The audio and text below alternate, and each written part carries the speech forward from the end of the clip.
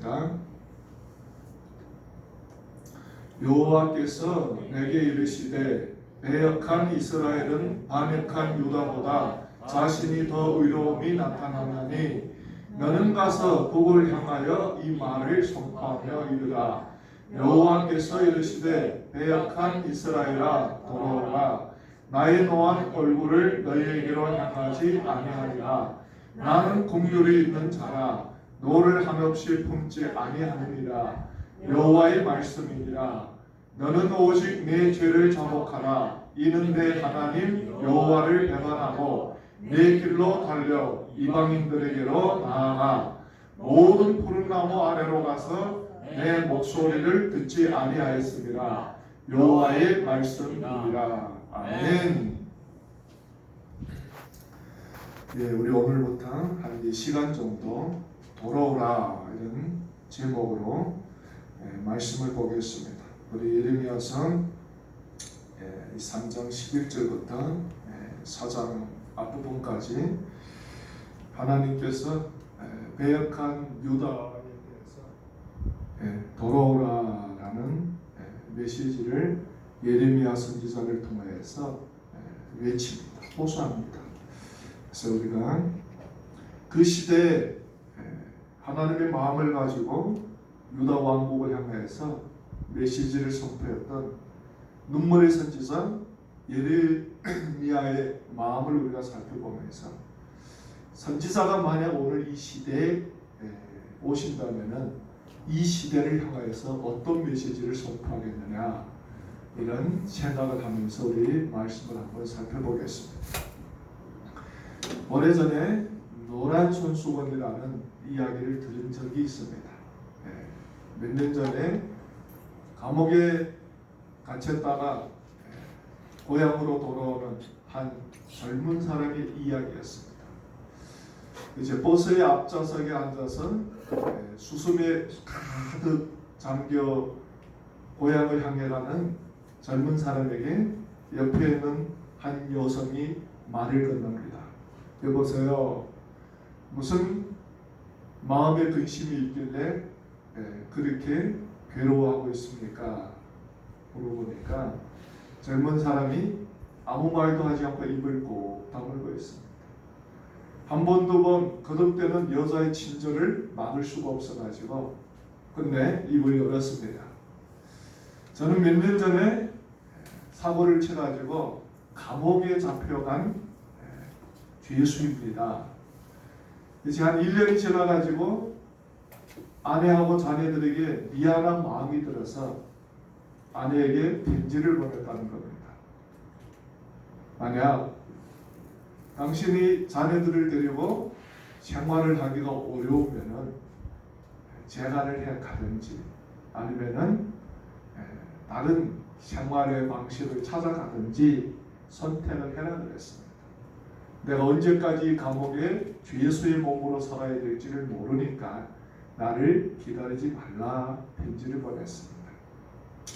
근데 감옥 안에서 표현이 좋았는지 가석방이 돼가지고 몇 년이 지나지 않아서 감옥을 나오게 된 겁니다. 감옥을 나왔는데 어디를 갈 데가 없는 거예요. 그래서 버스를 타고 감옥으로 나와가지고 버스를 타고 고향으로 가는 겁니다. 이제 감옥에서 나오기 전에 고향에다가 편지를 보냈습니다. 만약 당신이 아직까지도 다른 선택을 하지 않았다면, 당신이 나를 받아들일 수 있다면 동네 밖 참나무 가지에다가 노란 손수건을 걸어달라 이렇게 이제 부탁을 했습니다. 만약 당신이 나를 받아들일 수 없으면은 노란 손수건을 걸지 말라. 그러면은 그것이 당신의 뜻인 줄을 알고 내가 다시는 당신과 가정에 폐를 끼치지 않겠다. 이렇게 이제 편지를 보낸 겁니다. 그리고 무거운 마음을 안고서 버스를 타고 고향으로 이제 향해 가고 있는 겁니다. 그 얘기를 들은 온 버스 안의 사람들이 감옥에서 나온 그 젊은이와 똑같이 무거운 마음으로 그 순간을 기다리기 시작했습니다. 버스가 이제 그 말을 가까이 다가가고 있었습니다. 이제 사람의 눈으로 볼 수 있는 거리까지 왔는데 보니까 마을 밖 참나무 위에는 수십 개의 노란 손수건이 걸려 있는 겁니다. 그래서 오산에는 모든 사람들이 이제 환호를 하는 거예요. 야, 참 당신의 아내와 더불어 당신의 가정이 당신을 기다려주는 그 기쁨의 관계를 더불어 모든 사람들이 나누는 그런 기쁨의 순간을 가졌다라는 이야기를 들은 적이 있습니다. 오늘 성경은 하나님이 우리를 향하여서 돌아오라 그럽니다. 돌아오라. 하나님은 정말 엄청난 하나님을 반역해서 떠나간 유다 백성들을 향하여서 이제는 너희들이 행했던 길에서 떠나서 내게로 돌아오라. 그러면 내가 너희를 용서해 주겠다 그러는 겁니다. 하나님께로 돌아가려면 우리가 여러 가지를 한번 살펴봐야 되는데 첫 번째로는 자신들을 알아야 됩니다. 오늘 우리가 이 시대를 살아가면서 우리가 어떤 모습으로 살아가고 있는지에 대해서 성찰을 하지 못한다면 우리는 우리의 멋대로 이 세상을 살아가게 될 수밖에 없습니다. 우리가 하는 일이나 우리의 선택이 정말 하나님을 기쁘시게 하고 있는지 아니면은 하나님을 거역하며 살아가고 있는지에 대해서 분별을 하지 못한다면 우리는 우리의 삶을 정당화하면서 살아갈 수밖에 없습니다. 그런데 어느 날인가부터 우리가 우리의 삶에 대해서 우리가 이렇게 사는 게 올바른 삶이 아니구나, 이런 선택이 우리 삶의 참된 선택이 아니구나 라고 깨닫고 나면은 올바른 방향으로 돌아갈 수 있게 되는 겁니다. 이제 코로나 위기가 오면서 전통적인 교회의 뿌리가 흔들리기 시작했습니다. 사람들이 물어봅니다. 신앙이라는 게 뭐냐? 교회라는 게 뭐냐? 하나님과 우리의 관계라는 게 뭐냐? 이걸 사람들은 질문하기 시작했습니다. 어떤 사람들은 자신을 보호하기 위해서 교회를 멀리하고 나름대로 자신들의 방식대로 하나님을 찾아가고 있는데 과연 그런 삶의 방식이 하나님이 기뻐하시는 방식이냐를 우리가 생각을 해볼 필요가 있지 않느냐. 코로나가 끝없이 이어집니다. 이제는 사람들이 아마 포기한 것 같아요. 언제 끝나는지에 대해서, 또 백신이 언제 나오는지에 대해서, 약이 나와가지고 언제 우리에게까지 잘해질지에 대해서 사람들이 이제는 포기를 한 것 같습니다. 그냥 자아를 보호하면서 어떻게 하나 이 어려움을 이겨가려고 하는데 성경은 끊임없이 우리를 향해서 뭐라 그럽니까?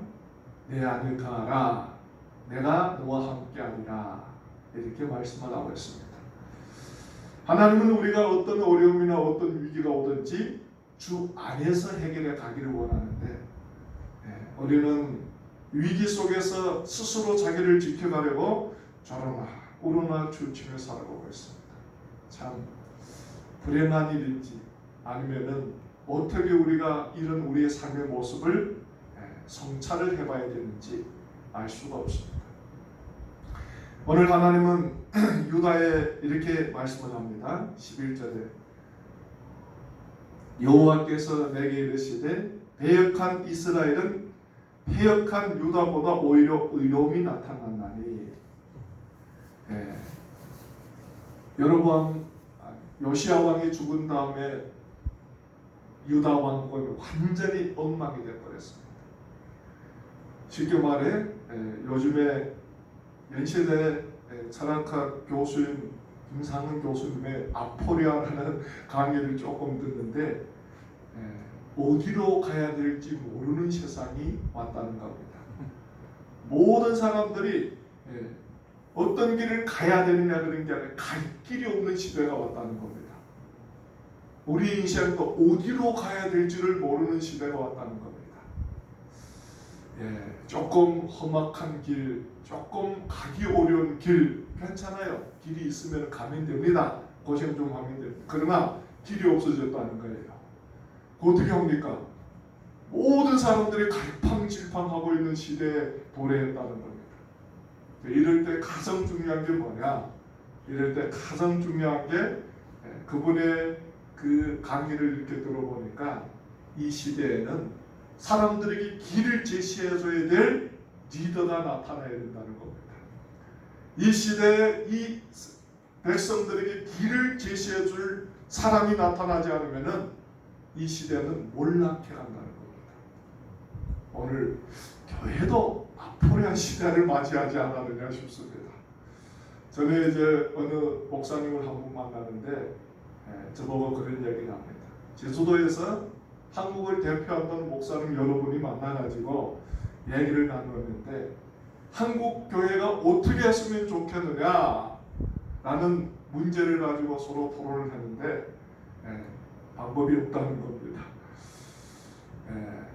하나님이 이 한국 교회의 어떤 새로운 어떤 시작을 하나님이 허락을 하실지 알 수가 없지만은 어떤 새로움의 시작이 없으면은 한국 교회가 지금 갈 길을 잃어버렸다는 겁니다. 참 그 얘기를 들으면서 오늘날 이 시대의 교회가 처한 위기를 절실하게 느끼면서도 마음속에 어떻게 하면 좋겠느냐라는 염려와 근심으로 가득 차게 됩니다. 예수님은 요한복음 14장 16절에 그랬죠. 내가 곧 길이요 진리요 생명이니 나를 막지 않고는 아버지께로 나아갈 자가 없느니라. 길은 어디에 있다 그랬습니까? 주님께 있다는 겁니다. 다른 데 없어요. 길은 주님 안에 있습니다. 이 사회의 문제도 우리 인생의 문제도 교회의 문제도 길은 어디에 있느냐? 주님 안에 있는 겁니다. 여러분들 아무리 인간의 방식으로 해결을 해 가려고 해도 한계를 만듭니다. 주님 안에서 여러분들이 길을 찾아보고 주님 안에서 하나님이 여러분들을 가정을 향한 하나님의 뜻을 발견해 가시기를 주 이름으로 부탁드립니다. 근데 오늘 성경의 11절에 하나님이 그런 아포리아 어떤 시대를 맞이했던 요시야 왕이 죽은 다음에 유다 왕국을 향해서 말씀을 하는 겁니다. 지금 어떻게 얘기를 하느냐? 이 모든 일이 있어도 그 패역한 11절에 여호와께서 내게 이르시되 패역한 이스라엘은 패역한 유다보다 오히려 의로움이 나타나나니 이미 북이스라엘은 100년 전에 멸망을 했습니다. 완전히 멸망을 당해가지고 이스라엘이라는 나라는 찾아볼 수가 없습니다. 그런데 북이스라엘이 패역한 유다보다 더 의로웠다는 겁니다. 이게 참 웃기는 일이죠. 하나님께서 한 세기를 유다를 이 땅에 남겨뒀는데 이 유다가 의로워서 이 땅에서 멸망하지 않는 게 아니라 북이스라엘보다 더 패역했다는 겁니다. 그럼에도 불구하고 하나님의 긍휼과 자비로 남유다가 멸망하지 않고 지금까지 왔다는 겁니다. 그러면 북이스라엘도 너희들보다 의로움에도 불구하고 하나님의 심판을 받았는데 너희들이 하나님 앞에 회개하고 돌아오지 않으면 북이스라엘처럼 똑같이 심판을 받고 멸망을 당한다는 것을 깨달아야 된다는 겁니다. 여러분들 우리가 우리 자신을 알지 못하면 하나님을 찾지 않습니다. 우리가 우리 자신의 문제를 깨닫지 못하면 우리는 하나님 앞에 온전한 마음을 가지고 나가지를 않습니다.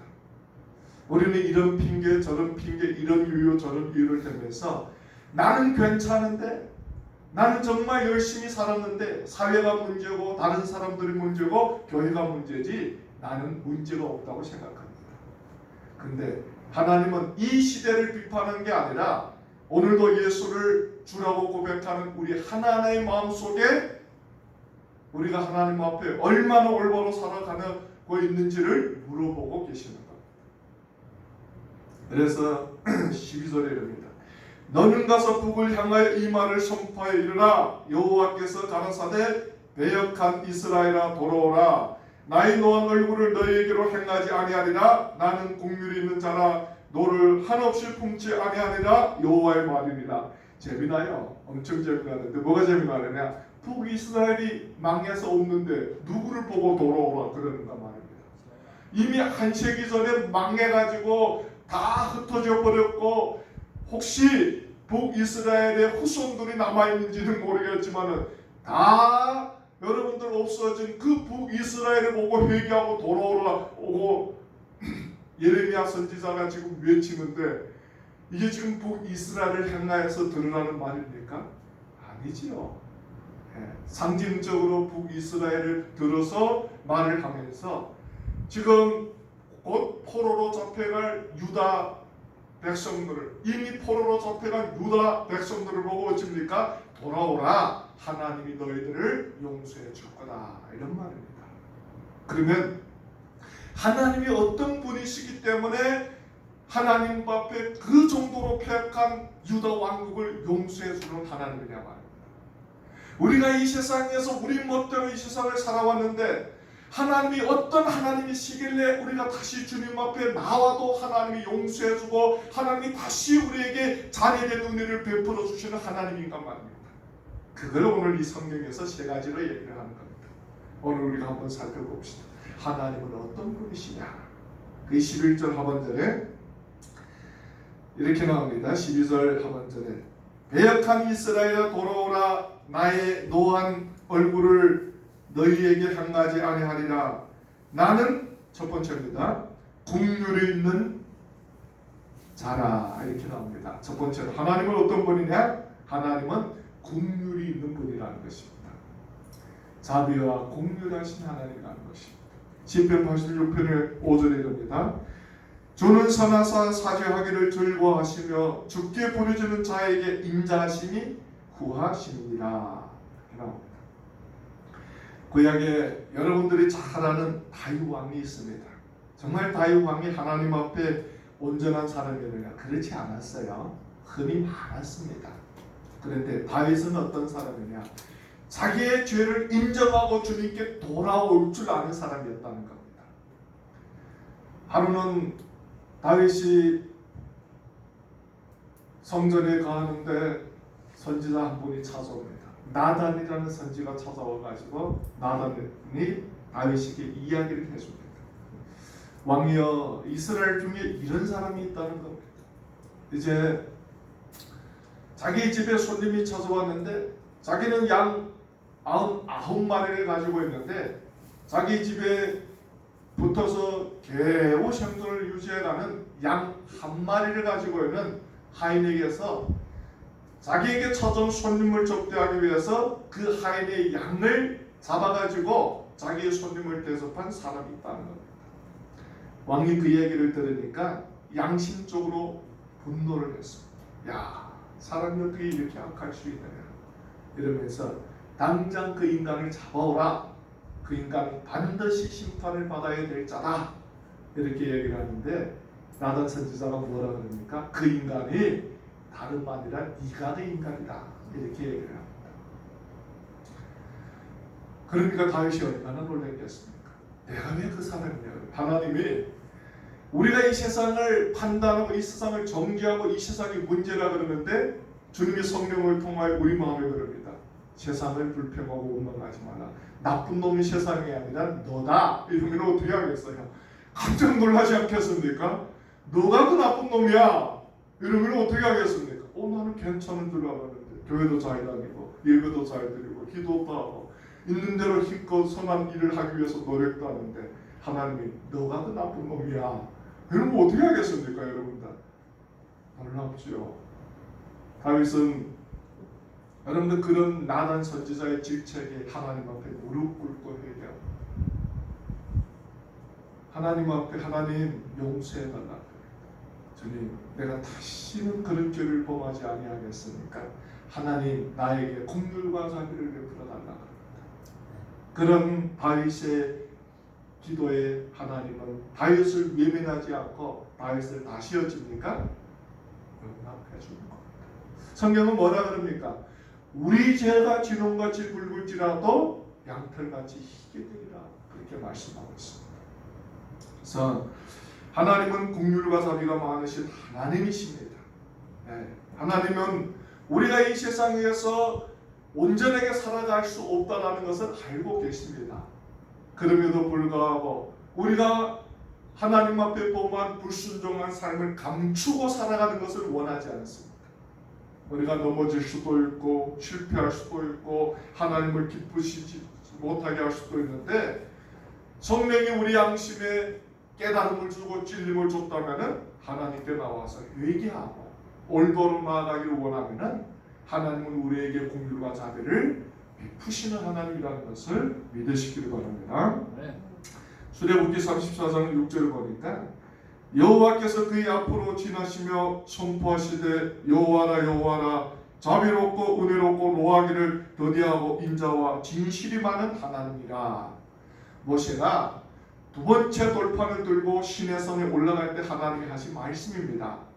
첫 번째 돌판은 모세가 시내산에 올라가 가지고 하나님의 말씀을 받느라고 40일 동안 거합니다. 내려와 보니까 아론을 중심으로 한 이스라엘 백성들이 모세가 보이지 않으니까 금송아지를 만들어 놓고 그 금송아지를 섬기면서 이 금송아지가 우리를 애굽에서 저기까지 인도한 하나님이라고 고백을 했던 겁니다. 그 모세가 너무 화나가지고 십계명 돌판을 던져서 십계명 돌판이 깨어집니다. 그래서 다시 돌판을 가지고 시내산에 올라가 가지고 하나님이 그 돌판의 말씀을 받아 가지고 내려오는 겁니다. 그런데 하나님이 모세에게 뭐라 그럽니까? 이 출애굽기 34장 6절에 여호와께서 그의 앞으로 지나가시며 선포하시되 여호와라 여호와라 자비롭고 은혜롭고 노하기를 더디하고 인자와 진실이 많은 하나님이라. 두려워서 벌벌 떨고 있는 모세에게 하나님은 나는 자비와 긍휼이 많은 하나님이라는 것입니다. 여러분들, 우리는 죄를 범할 수 있습니다. 그러나 죄를 범한다고 정당화시키고 하나님의 얼굴을 피하면 안 됩니다. 하나님께로 나아가서 회개하고 온전히 하나님을 의지하고 바라보기를 원하면 하나님이 우리에게 긍휼과 자비를 베풀기를 원하시는 하나님이시라는 것입니다. 두 번째로는 그 다음에 이렇게 말씀을 합니다. 나는 긍휼이 있는 자라. 두 번째, 노를 한없이 품지 아니하느니라. 여호와의 말이니라. 두 번째로 하나님은 어떤 분이냐? 노를 한없이 품지 아니하시는 분이라는 것입니다. 노하기를 더디하시는 분이라는 것입니다. 아마 하나님께서 우리가 하는 일에 대한 여러분들 사사건건에 대해서 분노를 하신다면 우리는 아마도 살아있을 사람이 아무도 없었을 것입니다. 그러나 하나님은 우리를 사랑하시기 때문에 노하기를 더디하면서 집을 떠난 자매가 돌아오기를 기다리는 아버지 마음을 가지고 우리를 기다리고 있습니다. 우리가 지금 살아가는 현재의 모습에서 돌이켜서 하나님의 마음에 합한 자로 살아가기를 원하는 마음으로 하나님은 우리를 기다리고 있다는 겁니다. 그래서 시편 30편 5절에 그의 노염은 잠깐이요 그의 은총은 평생이로다. 저녁에는 울음이 깃들지라도 아침에는 기쁨이 오리로다. 하나님이 정말 어떨 때는 우리가 더 가서는 안 될 어떤 삶에서 채찍질을 하기도 하고 질병을 허락하기도 하고 또 연단을 하기도 하지만은, 그러나 하나님은 더 가서는 안 될 우리의 길에서 우리에게 고통을 주고 우리를 넘어뜨리려고 하는 것이 아니라 우리를 돌이키게 하기 위해서 그런 시험과 연단을 허락하시는 겁니다. 여러분들, 우리 인생에 우리가 원하지 않는 어떤 일이 일어날 수도 있고 어떤 질병이 찾아올 수도 있습니다. 두려워할 필요가 없습니다. 그럴 때마다 우리가 더 하나님 앞에 온전히 나가서 하나님의 인도하심을 구하고 하나님의 긍휼과 자비를 구하신다면 하나님이 분명히 그 시험과 연단 속에서도 하나님의 뜻을 밝혀서 우리를 온전케 하시는 하나님이시라는 것을 믿으시길 바랍니다. 이사야서 54장 8절에 내가 넘치는 진노로 내 얼굴을 내게서 잠시 가렸으나 영원한 자비로 너를 긍휼히 여기리라. 내 구속자 여호와께서 말씀하셨느니라.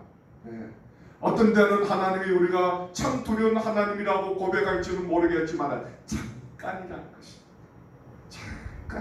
잠깐이고 우리에게 기쁨으로 영원히 함께 하시겠다는 것. 그게 하나님이십니다. 그래서 지나고 나면은 다 은혜입니다. 당할 때를 위해서 당하는지를 모르는데 지나고 나면은 참 그때 그 위기가 내 인생에는 가장 필요한 위기였구나. 그때 그 고난이 내 인생에는 가장 축복된 고난이었구나 라는 것을 깨닫게 됩니다. 제가 이제 목회를 시작하면서 제 인생에 잊을 수 없었던 사건이라면은 이제 목회를 시작해서 교회 리모델링 하려고 했던 돈이 그때 96년도죠. 몇만 원이 이제 없어져 버렸습니다. 이게 참 얼마나 충격이 큽니까? 그래서 어쩔 수 없이 옥상에 올라가 가지고 기도를 하기 시작했습니다. 새벽 기도죠. 처음으로 새벽 기도라는 걸 이제 시작을 한 겁니다. 저는 목회와 기도의 관계가 무엇인지 잘 몰랐어요. 누가 뭐 가르쳐주는 사람도 없고 그냥 중국에서 그 시대에 목회를 하다 보니까 선두사적인 역할을 해야 되기 때문에 목회는 이런 거다, 목회는 무엇을 해야 된다 이런 말을 해주는 사람이 없었습니다. 그런데 하나님이 정말 내 삶으로 감당하기 어려운 그런 위기를 내 삶 속에 던져주셔서 그걸 통해서 나를 하나님 앞에 무릎 꿇게 하고 새벽 기도를 하게 한 겁니다. 그것이 올라가가지고 너무 억울해서 주님 앞에 기도를 한 거죠. 하나님 어떻게 이럴 수가 있습니까? 하나님 살아계시다면 그 인간을 그대로 가만 놔두면 되십니까? 이렇게 막 원망 불평하며 기도했습니다. 여러분들은 어떤 기도하는지는 모르겠지만 저는 제일 처음 기도가 그랬어요. 하나님 그 인간을 그대로 가만 놔둔다면 하나님이 정말 살아계신 게 맞습니까? 우박을 또 언제 쓰고 이런 기도, 번개를 또 하나님 언제 씁니까?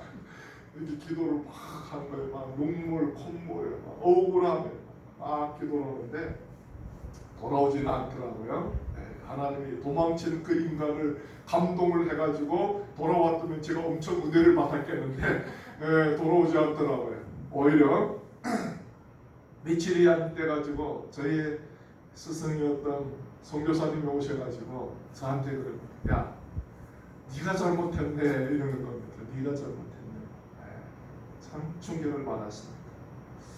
왜요? 제가 돈 도둑질한 것도 아니고 제가 도둑질을 해라고 시킨 것도 아닌데 왜 제가 잘못했습니까? 그러니까 선교사님 저보고 그럽니다. 너는 돈 몇만 원 잃어버려도 주님은 떠나지 않을 거잖아. 그런데 그 영혼이 그 돈 몇만 원 때문에 주님을 떠난다면 얼마나 불행한 일이냐. 하나님 나라의 한 영혼이 얼마나 소중한데 내가 한 영혼을 위해서 마음 아파하는 게 아니라 돈 때문에 마음 아파하는 게 참 불행하구나 이러는 겁니다. 고차원이죠. 그때 저희 신앙으로 볼 때는 정말 고차원입니다. 받아들이기 어렵습니다. 뭐 여러분들이 이 신앙으로 어떻게 생각하는지 모르겠지만 여러분들이 그런 일이 있었다면 여러분들도 막 돈이야 뭐 벌면 되지 뭐. 그 영혼이 주께서 떠나가지 않기를 여러분들이 막 애통하면서 기도하면은 여러분들도 성자의 반열에 들어선 사람들이 아니겠느냐 이렇게 생각이 됩니다. 다르더라고요. 정말 성숙한 한 그리스도인의 삶의 생각과 고백이 저한테 굉장한 영향을 줬습니다. 그런데 그 새벽을 깨며 올라가서 기도했던 그 여러분들 옥탑 기도가 1년, 2년, 3년이 지나니까 하나님이 그 기도 속에서 내 자신을 보게 만들고 그 기도를 통해서 일을 하시더라고요. 놀랐습니다. 나에게는 감당할 수 없는 엄청난 고난이었고 원망 불평하는 이유가 됐는데 하나님은 이런 방법을 통해서 하나님이 역사를 만들어 가구나. 그래 여러분들 바울 선지 이 사도의 고백이 항상 이해되는 게 고난이 너에게 유익하다는 말이 이해가 됩니다. 우리가 그냥 순수하게 깨달음을 받을 수 있으면 고난이 필요 없는데 인간이 하도 고집 부리고 인간이 하도 말을 듣지 않다 보니까 어떨 때는 고난이 우리를 변화시키고 고난이 우리로 하여금 하나님 앞에 자신을 돌아보게 만드는 것 같습니다. 그래서 고난이 참 유익한 것 같습니다. 하나님은 어떤 분이시냐 보니까 노를 한없이 품지 아니하시는 분이라. 우리처럼 하루에도 기분이 막 12번씩 바뀌어져 가지고 이랬다 저랬다는 분이 아니라는 겁니다. 노하기를 더디하시는 분이라는 겁니다. 그래서 여러분들 오늘 이 시대의 위기가 신앙이 없는 사람들에게는 엄청난 시험으로 닥쳐올 줄 모르겠지만은 믿음 있는 여러분들에게는 하나님이 또 다른 하나님의 자신을 여러분들에게 드러내는 계시의 축복이 임하시기를 주 이름으로 부탁드립니다. 마지막으로 13절 너는 오직 내 죄를 자복하라. 하나님은 어떤 분이시냐? 우리가 우리 죄를 자복하고 통회하면은 하나님이 용서해 주는 하나님이라는 겁니다. 네. 우리가 잘 아는 요한일서 1장 9절에 만일 우리가 우리 죄를 자백하면 그는 미쁘시고 의로우사 우리 죄를 사하시며 우리를 모든 불의에서 깨끗하게 하실 것이요. 기도를 위해서 해야 되느냐 사람들이 많이 물어봅니다. 기도하면은 여러분들 능력 없습니까? 기도하면은 하나님의 계시가 보입니까? 기도하면 하나님의 환상이 보입니까? 기도하면 여러분들의 뜻이 이루어집니까? 기도하면 여러분들의 능력을 얻습니까? 그렇게 말하는 사람들도 있습니다. 기도하다 보면은 능력도 없고 기도하다 보면은 계시도 받을 수도 있고 기도하다 보면은 하나님의 인도하심을 받을 수도 있습니다. 그러나 가장 중요한 건 뭐냐? 우리가 하나님 앞에 무릎 꿇는 그 순간부터 우리 자신을 돌아보게 된다는 겁니다. 하나님 안에서 내가 보이기 시작한다는 것입니다. 하나님 앞에 나의 누추함이 보이기 시작하고 하나님 앞에 불순종한 나의 삶이 보이기 시작하고 하나님의 성령이 내 양심을 쪼개서 하나님 앞에 내가 얼마나 부족한 존재라는 걸 깨닫게 하기 시작한다는 겁니다. 기도는 우리를 하나님 앞에 내 자신을 알고 하나님 앞에 통회하는 마음을 가져다 줍니다. 하나님, 정말 내가 주님 앞에 온전한 삶을 살지 않았습니다. 하나님, 내가 정말 믿음 없이 살아가고 있습니다. 우리가 주님 앞에 무릎 꿇을 때부터 그게 보이기 시작합니다. 우리가 하나님 앞에 통회하고 진실한 마음으로 나아가면 성령이 일을 하십니다.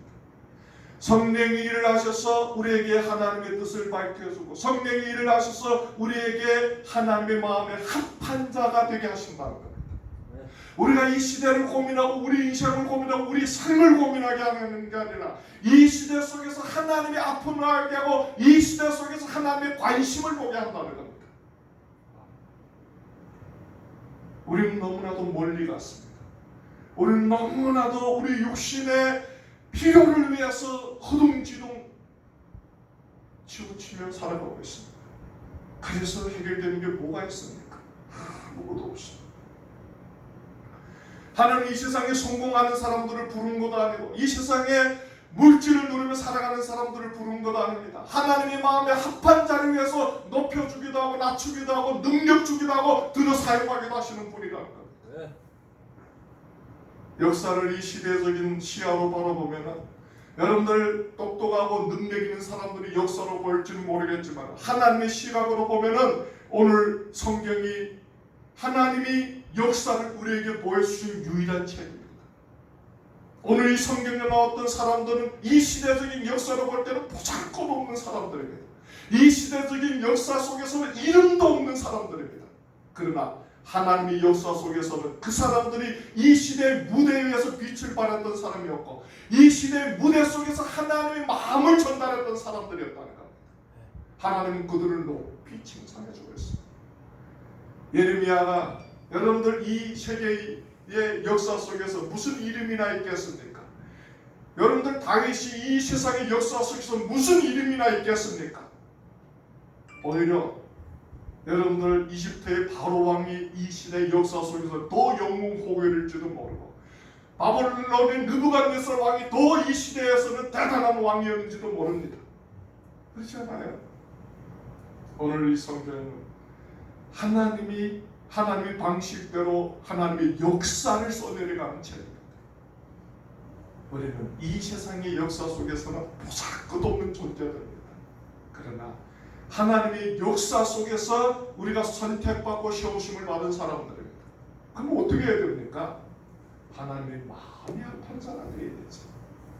하나님이 원하는 하나님의 사람이 어떤 사람인지, 오늘 이 시대가 아무리 위태롭다 해도 하나님은 하나님의 사람들을 들어서 하나님의 일을 이루어가기를 원하는데, 우리는 하나님 앞에 올바른 삶을 살아가야 되지 않겠습니까?